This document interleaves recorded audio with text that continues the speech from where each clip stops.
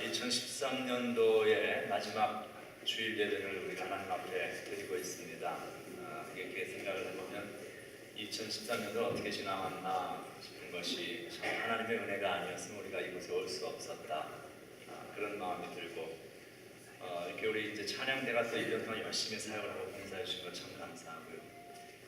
이렇게 눈에 보이는 찬양대뿐만이 아니라 또 교회 구석구석에 보이지 않는 섬기신 분들이 참 많습니다. 이 예배가 잘 돌아갈 수 있도록 하기 위해서 또 지붕이 무너지지 않고 이렇게 건물이 유지될 수 있도록 하기 위해서 또 아래층 내려가면 봉사하시는 분들 교육, 행정, 다양한 많은 것들을 통해서 우리가 섬길 수 있었던 것은 생각해보면 우리가 열심히 한 것도 있었는데 사실은 그렇게 할 수 있는 기회를 주셨던 하나님의 은혜가 우리와 함께 하셨기 때문이었는 줄로 믿습니다. 우리 그런 의미에서 우리 수고하신 모든 분들도 감사드리며 특별히 우리 그렇게 사역할 수 있고 오늘 우리가 이런 예배를 하나님 앞에 함께 드릴 수 있는 기회를 제공해 주신 우리 하나님 앞에 한번 감사의 박수 한번 드리도록 하십시오.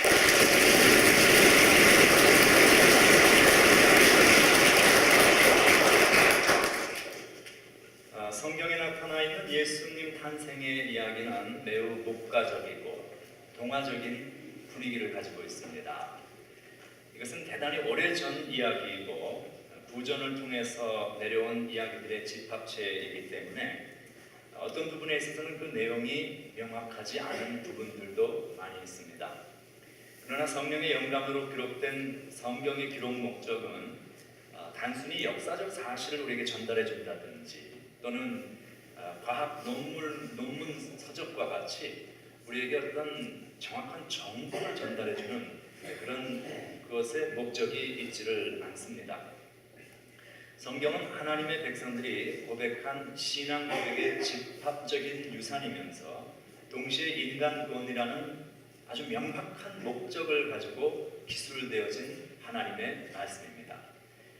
그 신앙 고백과 인간 구원 사역의 중심에 서 있는 주인공이 예수 그리스도이시고 그 그리스도를 중심으로 해서 인간 구원의 길이 무엇이냐, 그리고 구원받은 백성이 어떻게 하나님의 백성답게 사람답게 살아갈 수 있는 길이 무엇이냐 하는 것을 우리에게 보여주고 있는 것이 하나님의 말씀입니다. 그래서 우리는 그리스도를 중심으로 기술된 하나님의 메시지에 귀를 기울일 때에 성령께서 우리에게 전달하시고자 하는 그 메시지의 본질과 핵심을 들을 수 있는 신령한 귀가 열려지게 됩니다. 그리고 그 메시지의 핵심을 들을 수 있는 사람들에게는 죄로부터의 자유함, 그리고 하나님만이 주시는 세상이 줄 수 없는 영적인 평안이 우리의 삶을 지배하게 되는 것을, 그 신비를 우리는 경험할 수 있게 되어집니다. 오늘 이 아침도 하나님의 말씀을 통해서 우리에게 말씀하시는 성령님의 음성을 들을 수 있는 영적인 귀를 우리 모두가 소유하심으로 하늘에서 허락해 주시는 신령한 은혜가 우리 모두를 감싸고 채우는 복된 아침 되시길 주님의 이름으로 축원합니다. 성경에 나타난 예수 그리스도의 탄생 기사는 그 정확한 내용을 확실히 알기는 좀 어렵습니다.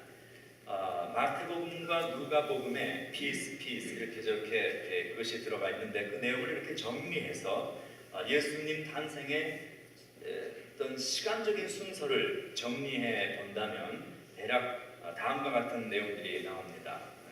먼저 누가복음에 있는 내용들이 시간적으로 좀 앞서고 그 다음에 마태복음에 있는 것이 그 뒤를 따라오게 되어집니다. 아기 예수가 베들레헴에서 탄생해서 말구에 뉘어지고 목자들의 방문을 받는 장면이 누가복음 2장에 나옵니다. 그리고 아기 예수가 생후 8일 만에 유대 율법을 따라서 할례를 받았다 하는 이야기가 또 누가복음에 나옵니다.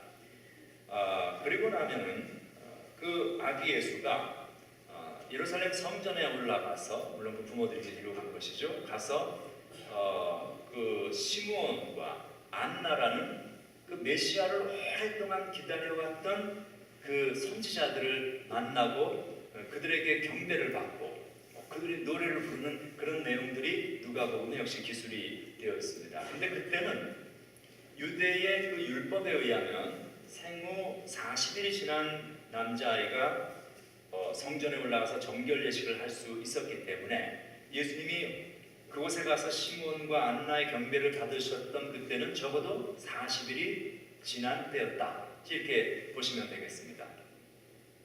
그리고 나면 이제 마태복음으로 시간적인 순서가 화면이 넘어갑니다. 출생 후에 약 6개월에서 2살 어느 기간, 정확한 건 알 수 없어요. 그때에 그 어느 어간의 동방박사들의 방문과 경배가 이루어집니다. 그러니까 우리가 이게 종종 보는 성탄 카드에 있는 마국간의 동방박사들이 예물을 들고 와서 예수님을 경배하는 모습이라든지, 또는 주일학교 어린이들이 성찬절이 되면 늘 하듯이 마리아가 아기를 안고 있고 요셉이 옆에 있고 동방박사가 3명이 와가지고 절하는 그런 모습은 사실은 두 개의 다른 시점에 일어났던 사건들을 그래서 하나로 이렇게 겹쳐놓은 이미지이죠. 이 동방박사의 방문과 예수님의 마국간에서의 탄생은 전혀 두 개의 다른 시점에 일어났던 두 개의 다른 사건이었다 하는 것입니다. 그러니까 이 동방박사의 방문은 예수님 탄생 후에 좀 시간이 지난 후에 이루어진 일입니다. 그래서 서강교회에서는 이 동방박사 방문의 사건을 성탄절에 셀러브레이트 하지 않고 1월 6일 에피파니, 주현절이라고 부르는 그날에 동방박사의 이 방문을 기념을 하면서 예배를 드립니다. 그리고 그 동방박사의 방문에 담겨있는 그 의미는 유대의 왕으로 나신 예수 그리스도, 인류의 왕으로 오신 예수 그리스도, 신이신 예수 그리스도, 그래서 예수님의 신적인 존재로서의 manifestation, 나타나심, 그것을 이제 의미하는 기간이 이제 주현절이라는 기간으로 1월달에 가면은 이제 곧 들어오게 됩니다. 그리고 나면은 동방박사의 방문이 이루어진 후에 헤롯의 살해 위협을 피해서 요셉이 마리아와 아기를 데리고 애국으로 피신했다 하는 그런 이야기가 나옵니다. 그리고 나면 헤롯이 2살 아래의 남자아이들을 살해했던 그러한 사건이 나타나고요. 그리고 헤롯이 죽고 난 후에 다시 천사의 고지를 받아서 요셉과 예수님의 일가족이 나사렛으로 옮겨가서 살아갔다는 내용이 예수님의 탄생의 어떤 내용들을 우리가 조금은 정리해 볼 수 있는 그런 시간적 순서를 생각을 해보았습니다. 왜냐하면 오늘 본문이 어디에서 시작되어지는가 하는 그런 그 본문의 배경을 좀 우리가 이해할 필요가 있기 때문입니다.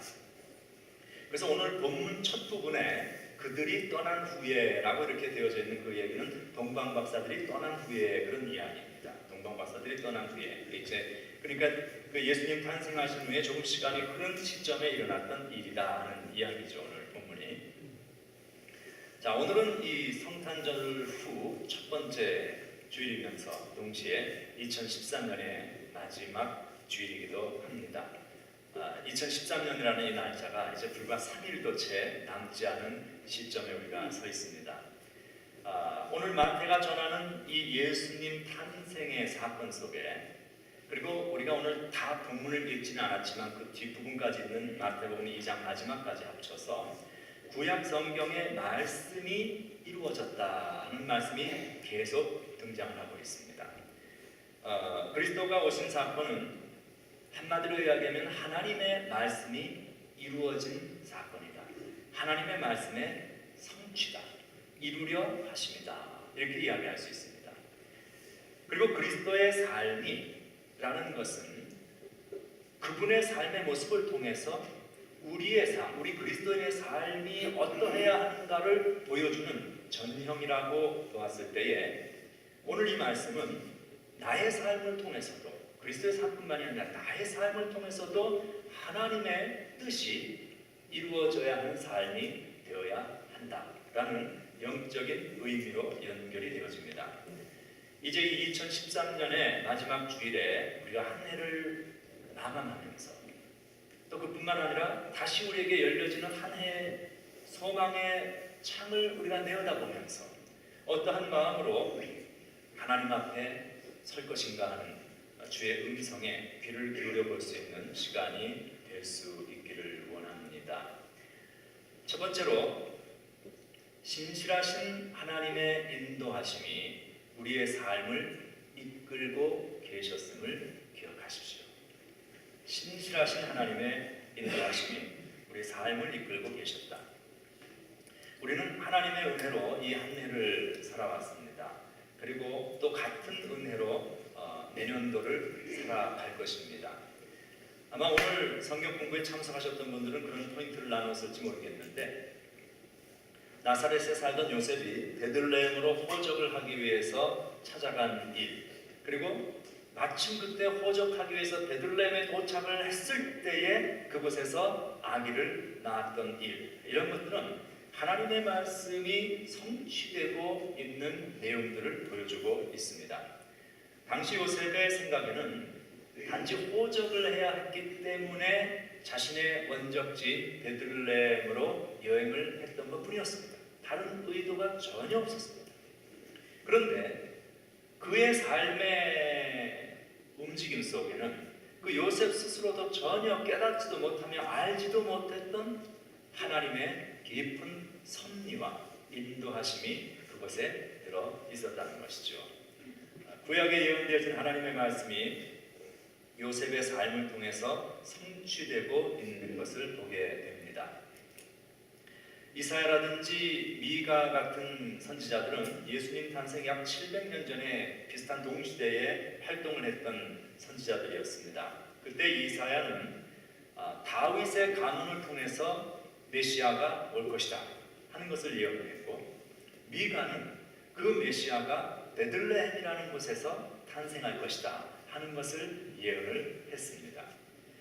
그리고 요셉은 영문을 모르는 채 호적을 하기 위해서 북쪽의 갈릴리 지방에서 남쪽으로 내려와서 예루살렘 부근에 있는 베들레헴으로 마리아와 함께 여행을 했고, 그리고 그곳에서 아기 예수가 탄생을 하게 됩니다. 이러한 일들은 자신들이 의도한 바가 아니었지만 하나님의 말씀의 약속은 우리의 생각, 우리의 어떤 의도를 넘어서서 신실하게 하나님께서 말씀하신 그대로, 하나님께서 약속하신 그대로 우리의 삶에 이루어지고 있다 하는 것을 성경은 증거하고 있습니다. 우리의 삶이 아마 그랬죠. 2013년을 살아왔다 하는 그 말의 의미는 하나님의 인도하심이 내 삶의 걸음걸음에 있어 왔다는 이야기입니다. 오늘 찬양대 찬양처럼 지금까지 지내온 것, 하나님의 크신 은혜로 우리가 오늘 이곳에 온 것입니다. 내가 깨닫든 깨닫지 못하였든 그와 아무 상관없이 하나님은 여전히 우리의 삶을 통해서 하나님의 선하신 뜻을 이 땅에 이루어 가고 계신다는 사실을 우리는 겸허하게 인정하며 고백하며 살 수 있어야 합니다. 하나님의 뜻이 내 삶을 통해 이루어진다 하면 그 생각해 보신 적 있습니까? 거룩한 하나님의 뜻이 내 삶을 통해서 이루어진다. 이야, 이것은 엄청난 영광이고 엄청난 사건입니다. 엄청난 축복입니다. 그러한 놀라운 영광과 축복의 사건을 우리의 삶 속에서 경험하며 깨달으며 살아간다는 것은 또 대단한 영적인 축복이고요. 그리고 그러한 일들이 우리의 삶을 통해서 나타나고 이루어지기 위하여 우리가 가져야 할 자세는 바로 하나님의 말씀에 대한 철저한 신뢰와 순종임을 성경은 보여주고 있습니다. 요셉이 천사를 통해 그에게 나타난 하나님의 말씀에 순종하여서 마리아를 아내로 맞은 사건도 그랬고, 천사를 통해 주어진 하나님의 말씀을 따라 애굽으로 갔고 또 나사렛으로 갔던 일들이 하나님의 말씀이 그의 삶을 통해 이루어지는 결과를 낳았듯이 우리도 하나님의 말씀을 신뢰하며 순종하는 일을 통해서 하나님의 뜻이 나의 삶을 통해 이루어지는 그런 은혜가 모두와 함께 하시기를 주의 이름으로 축원합니다. 오늘 본문부터 시작하여서 마태복음 2장 마지막까지 마태는 적어도 3번에 걸쳐서 예수님의 탄생과 그 즈음에 일어난 사건들이 하나님의 예언의 말씀대로 이루어졌다 하는 이야기를 하고 있습니다. 그리고 오늘 우리가 읽은 본문에는 2가지의 사건이 나타나고 있습니다. 그 첫 번째는 헤롯의 살해 위협을 피하기 위해서 애굽으로 피신한 일에 대한 구약 성경의 말씀입니다. 호세아 11장 1절과 2절 말씀을 우리 한 목소리로 한번 앞을 보면서 읽도록 하겠습니다. 이스라엘이 어렸을 때에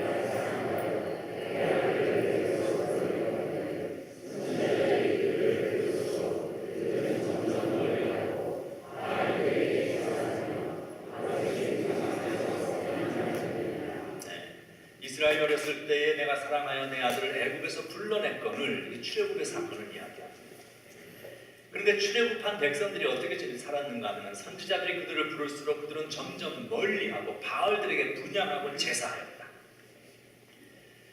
출애굽을 시켜놓았더니 하나님의 백성으로 만들어 놓았더니 그들이 했던 일은 하나님의 말씀에 불순종과 우상을 숭배했다라고 이렇게 이야기하고 있는 것이죠. 성령의 감동 속에 오늘 본문을 기록해 놓았던 마태는 이 구약의 본문을 예수님의 탄생과 연결지어서 우리에게 해석을 해주고 있습니다. 하나님의 말씀이 어떻게 그리스도를 통해서 성취되고 있는가 하는 것을 보여주는 것이죠. 오래전에 이스라엘이 출애굽을 했던 그 사건, 그것이 역사 속에 존재했던 출애굽의 사건이라고 이야기한다면 헤롯의 살해 위협을 피해서 애굽으로 피신하였다가 다시 애굽에서 이스라엘 땅인 나사렛으로 나오게 된 예수님의 그 사건은 신약의 출애굽 사건이다, 이렇게 이야기를 하고 있습니다. 구약에 나타난 모든 주요 사건은 그리스도가 이 땅에 오심으로써 실제로 이루어지게 될 그러한 사건을 예표하고 있는 그림자와 같다고 볼 수 있습니다. 그런 의미에서 구약의 출애굽은 그리스도에게서 다시 한번 발견되어질 진정한 의미에서의 신약의 출애굽을 예표하는 사건이라고 말할 수 있습니다. 이 호세아서 우리가 방금 읽었던 이 말씀이 1차적으로는 그 당시에 역사 속에서 하나님의 말씀에 불순종하였던 이스라엘 백성들에 대한 책망이기도 했지만 동시에 이것은 호세아가 활동하고 있던 그때로부터 약 800년 이후에 메시아를 통해 나타나게 될 제2의 출애굽 사건에 대한 말씀이었고, 그 하나님의 말씀이 예수 그리스도를 통하여 이렇게 성취되었다 하는 것을 마태는 우리에게 이야기를 해주고 있습니다. 처음 출애굽을 한 이스라엘은 하나님의 말씀에 순종하지 않았습니다. 그러나 신약의 출애굽을 하셨던 예수 그리스도는 하나님의 말씀에 순종하는 성공적인 신앙의 본보기와 모델로서 우리 앞에 나타나고 계십니다. 그래서 그런 모습을 통해서 구약의 백성들이 실패했던 믿음의 삶을 어떻게 성공적인 믿음의 삶으로 살아갈 것인가 하는 롤 모델로서 주님은 우리에게 나타나고 계신다는 것이죠. 요셉의 삶을 통해서도 메시아가 이 땅에 오실 것을 예고한 하나님의 말씀의 약속이 이루어졌고, 예수님의 삶이 구약에 나타난 하나님의 말씀의 성취였던 것처럼 우리의 삶에도 함께 하시는 신실하신 하나님의 인도하심이 우리의 삶을 이끌고 계셨고, 또 2014년에도 그 동일한 은혜로 우리를 인도하실 것을 믿고 감사하면서 모두가 이 2013년을 마감하고 정리할 수 있는 축복된 시간으로 가질 수 있기를 원합니다. 신실하신 하나님이 우리의 삶을 이끄신다.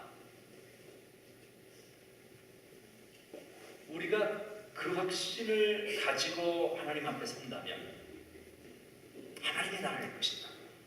그러면 우리에게 열려지는 새로운 문을 향한 2014년이라는 시간을 어떻게 살아가야 할 것인가? 그것에 대한 자연스러운 그 다음 포인트로 연결이 되어집니다.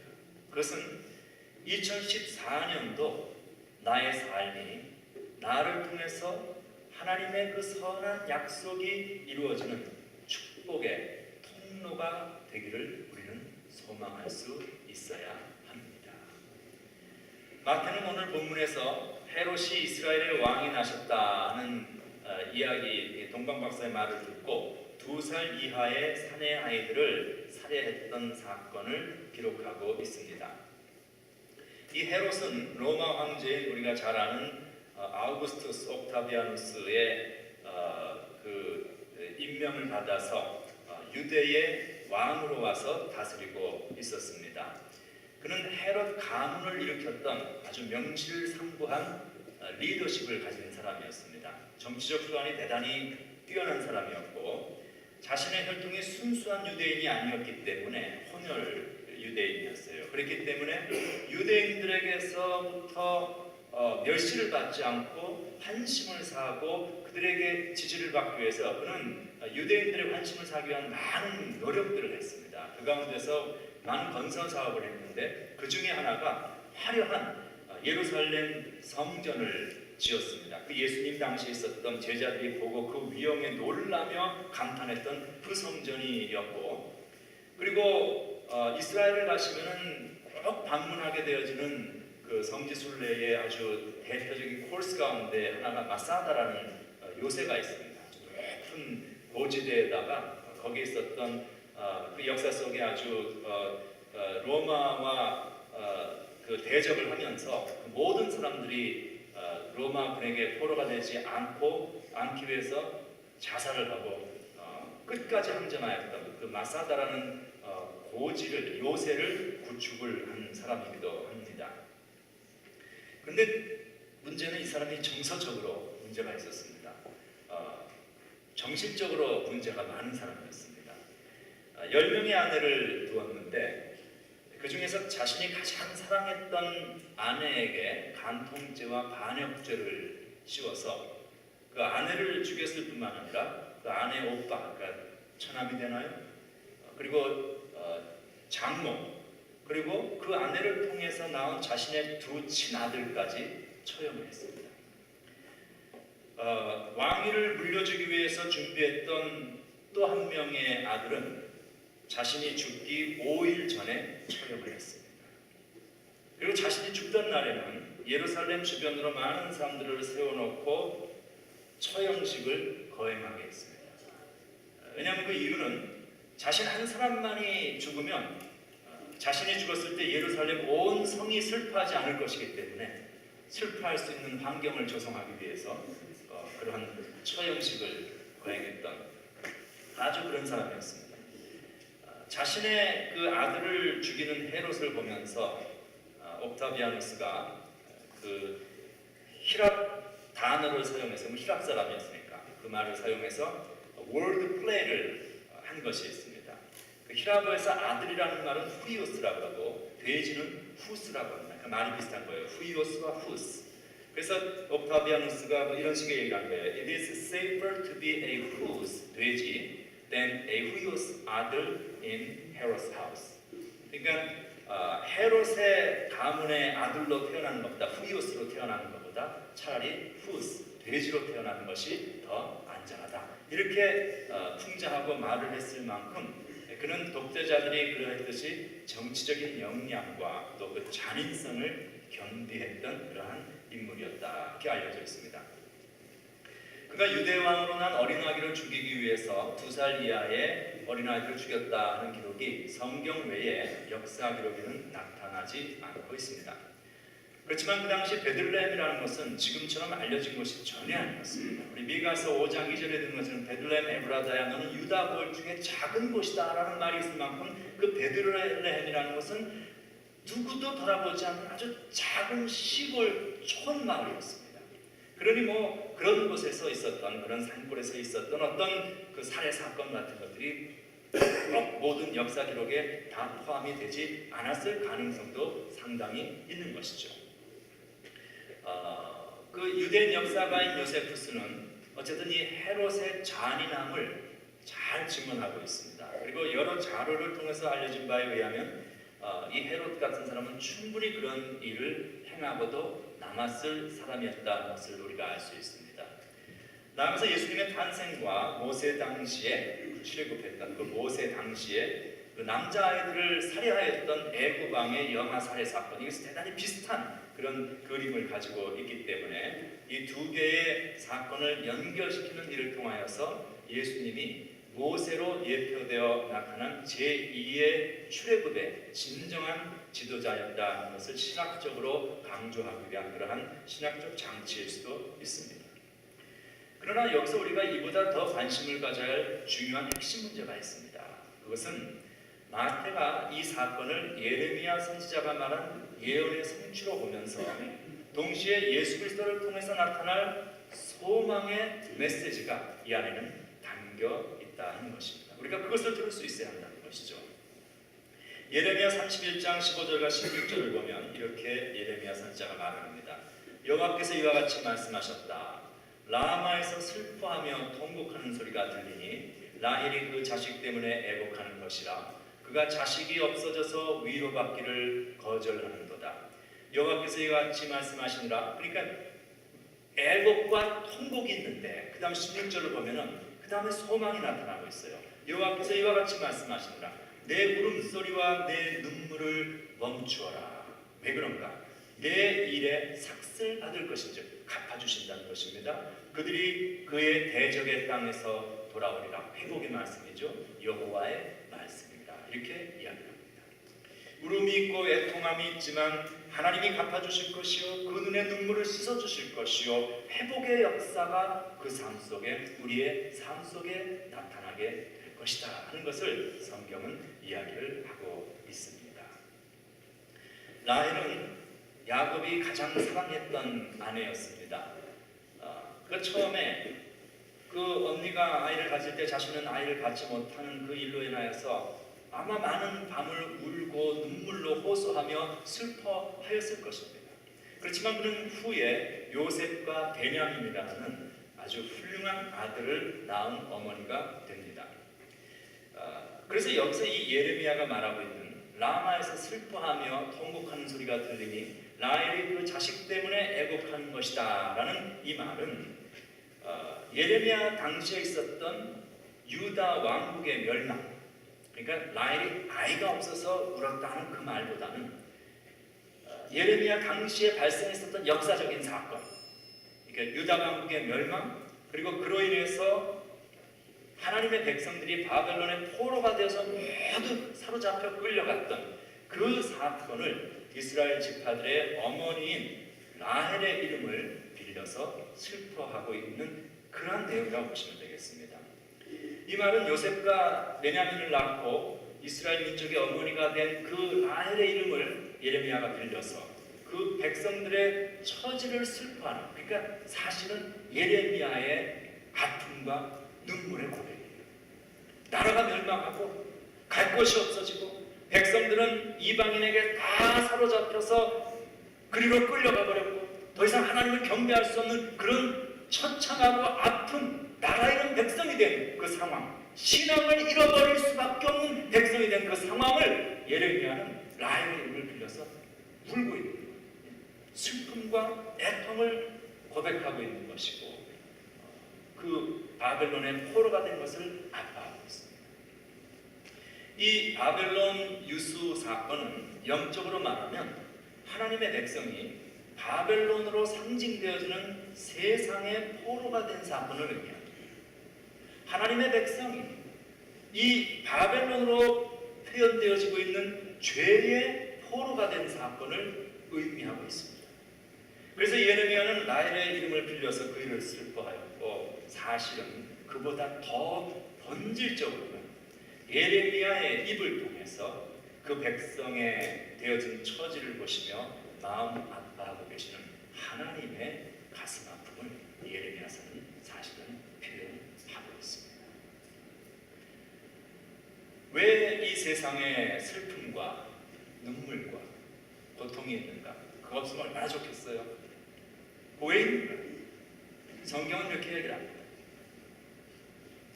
하나님의 백성이 그들이 마땅히 살아가야 하고 마땅히 있어야 할 그 자리에 있지 않기 때문이다. 왜 하나님의 백성이 마땅히 있어야 할 자리에 있지 않는가? 죄의 포로가 되어버렸기 때문에, 세상의 포로가 되어버렸기 때문입니다. 그래서 우리는 하나님의 백성답게 살아갈 수 있는 능력을 상실해버렸다는 것이 무장해제가 되어버립니다. 헤롯의 잔혹함에 의해서 고통받는 이들이 있었듯이 이 세상에는 institutional evil이라고 말하는 이 구조 악이 존재합니다.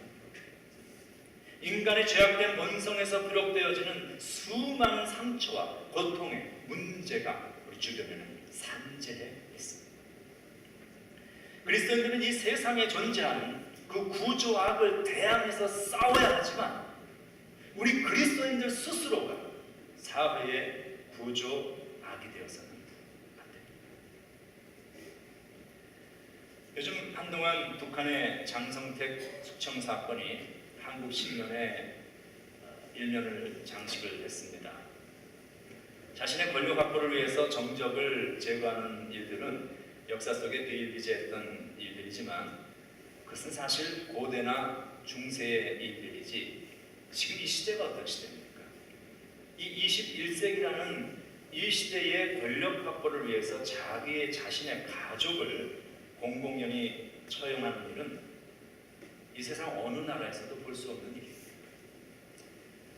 국가 정체성을 나타내는 말에 인민공화국이라는 말을 붙여놓고 실제로는 3대 세습을 통해 왕으로 행세하는 그 일도 우스운 일이지만 자신의 할아버지가 어쨌든 아버지 대를 이어서 가족으로 40년을 넘게 자신의 가족을 지키고 도와온 고모부를 하루아침에 처형해버리는 그런 그 비인간적인 만행에 온 세계가 경악을 했습니다.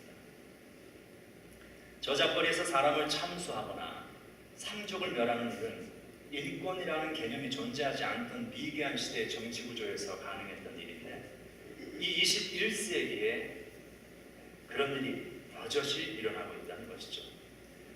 사람들을 공개 처형하고 처형된 사람들의 가족들이 줄줄이 본국으로 소환이 되어서 불려 들어가고 처형된 사람과 인맥을 쌓은 그 사람들이 자신은 아무것도 처형될 만한 일을 한 것이 없는데 그저 그와 가까이 지냈다는 이유 때문에 사진 한 장 같이 찍었다는 이유 때문에 죽음의 공포에 떨어야 한다는 그 사실은 모든 것을 떠나서 인간의 기본적인 인권이 도무지 존재하지 않는 그러한 잔악 무도함이라고 볼 수 있습니다. 그걸 보면서 그런 생각이 참 들었습니다. 마음이 참 답답합니다. 세상에 그런 세상에서 어떻게 숨쉬며 살 수 있을까? 그런 체제 아래에서 살아가야 하는 그 사람들을 생각하면 그들에 대해서 이 안쓰러운 마음을 내가 이 자유롭고 이 모든 것을 누릴 수 있는 이 삶 속에 지금 이렇게 살아가고 있다는 사실이 너무 미안하고 그런 악행을 서슴지 않고 자행하는 그런 집단을 향한 분노가 치밀어 올랐습니다. 자유로운 한국 사회에 살면서 인권을 주장하고 툭하면 인권에 관한 성명서를 내는 사람들이나 단체들이 많은데 그런 이들이 이런 잔악무도한 일에는 단 한마디에 한 줄의 성명서도 내지 않는 그런 일입니다. 자유가 보장된 나라에서 모든 것을 누리고 살면서 더 많은 욕심을 채우고자 사회를 어지럽히는 그런 일들, 이 모든 것들은 인간이 원래 하나님께서 우리에게 의도하신 그리스도인으로서의 하나님의 백성으로서의 인간다운 삶의 자리를 벗어나 있는 그러한 바벨론의 포로가 되어 있는 모습의 일환이라는 것입니다. 한국에서 요즘 철도 파업 문제로 사회가 참 어수선합니다. 저는 솔직히 말해서 잘 모릅니다. 누가 옳은지 누가 그른지 모르겠어요. 그 일이 얼마나 옳고 그른지 그 구체적을 내용을 알 수 없기 때문에 저는 함부로 누가 옳다 그러다 이렇게 판단하고 싶은 마음은 없습니다. 그러나 그런 일을 보면서 그저 그리스도인으로서 그냥 언뜻 떠오르는 생각은 하나 있었습니다. 그것은 사회의 일원이 되어서 살아가는 사람이라면 적어도 내가 최소한 내가 받는 만큼 일해야 하고, 그리스도인이라면 정직하게 내 받는 것만큼만 일하는 게 아니라 그보다 더 해야 하는 거예요. 그게 맞는 것입니다.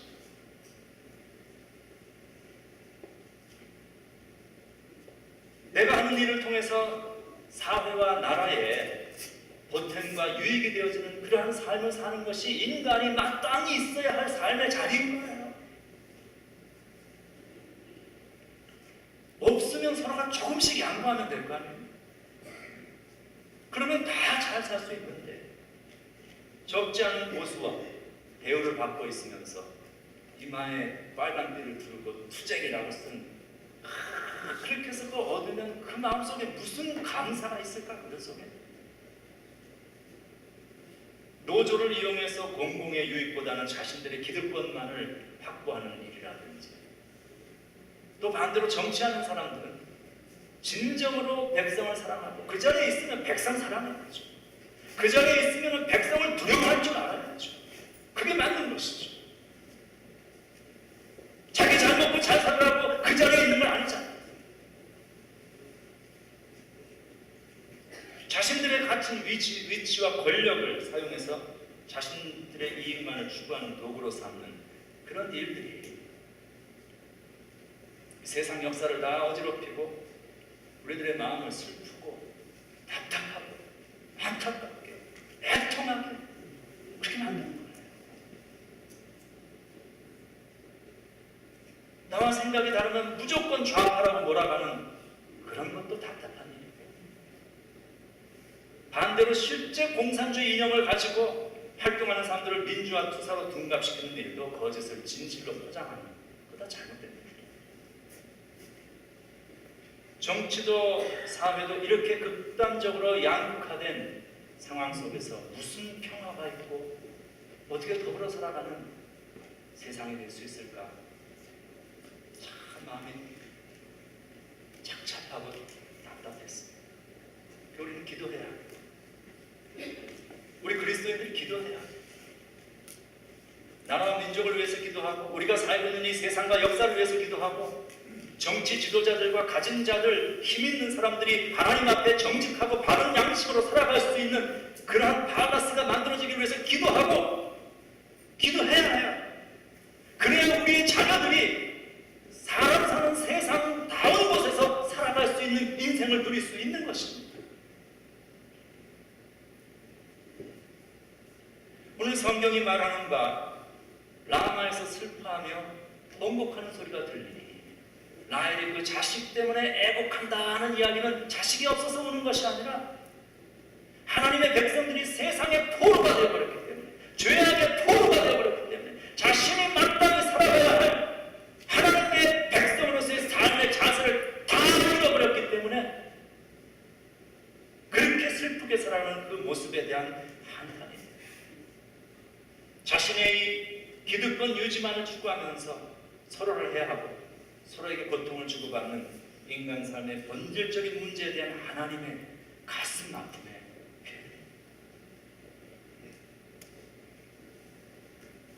표현. 그런 상황에서 예수님이 오신 거예요. 이건 복음입니다. 그런 상황에서 예수께서 오셨다는 것은 무슨 이야기입니까? 그것은 예수 안에 진정한 소망이 있다는 거예요. 예수님 안에 진정한 우리의 미래와 안락이 있다는 것입니다. 예수님이 우리의 눈에 눈물을 씻겨 주시는 존재로 오셨다는 것입니다. 여러분, 그 이야기는 무슨 이야기입니까? 그 예수를 믿는 사람들, 우리예요.